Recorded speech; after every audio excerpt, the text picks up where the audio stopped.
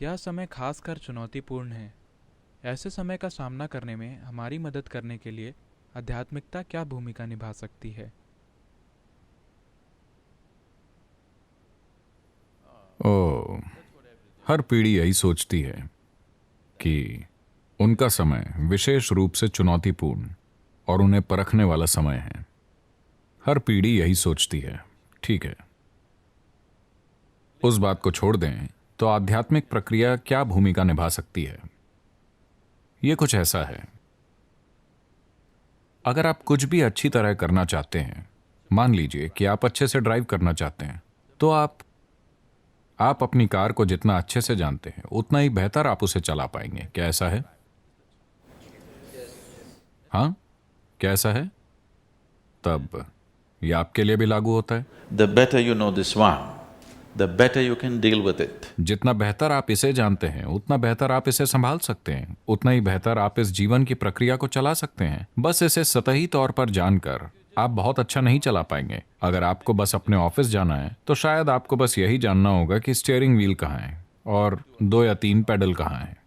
लेकिन अगर आप इसे फॉर्मूला 1 ट्रैक पर चलाना चाहते हैं तो बेहतर होगा कि आपको सब कुछ पता हो, उस कार के चलाने की और काम करने की हर चीज पता हो, है ना? तो अगर आप फास्ट ट्रैक पर चलना चाहते हैं तो आपको इसके बारे में काफी ज्यादा जानने की जरूरत है।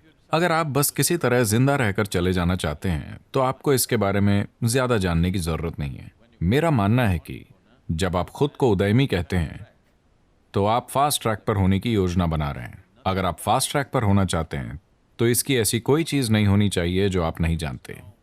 आपको पता होना चाहिए कि इसे कैसे चलाना है। जब मैं सबसे अच्छा कहता हूं, देखिए अभी अगर मैं अपनी आंखें बंद करूं और यहां खड़ा रहूं और कोई इस हॉल में आता है तो मैं आपको बता सकता हूं कि इस हॉल में कैसा इंसान आया है। इसके साथ अपने ऑफिस में आप अच्छा कर सकेंगे, है ना? हाँ या ना? आपके ऑफिस में कोई अंदर आया, अगर आप बस उसे देखते हैं तो आप जान जाते हैं कि आपके ऑफिस में कौन आया है। क्या यह एक बड़ी बात होगी? ओह, मुझे क्या करना होगा, मुझे कौन सा महान योग करना चाहिए? नहीं, ये एक योगी का गुण नहीं है। आपका कुत्ता भी ये जानता है। हाँ या ना?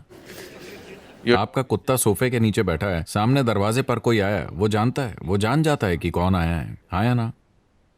ऐसा क्यों है कि आप चूक जा रहे हैं?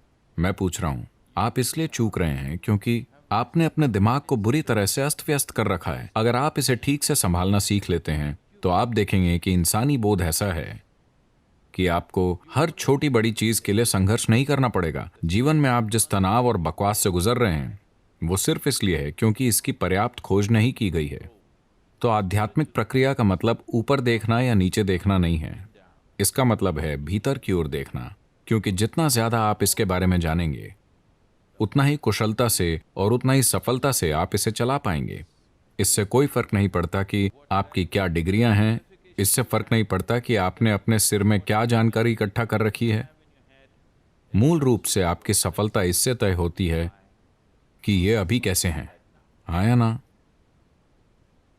और How to keep this one in the highest possible इसे कैसे सतर्कता और संतुलन, उल्लास और संभाव के उच्चतम संभव स्तर पर रखा जाए। अगर आप ये नहीं जानते हैं तो आप सिर्फ संयोग से ही सफल होंगे, और अगर आप सफल होते भी हैं तो वैसे भी आप सफलता को भुगतेंगे, आप उसका आनंद नहीं लेंगे।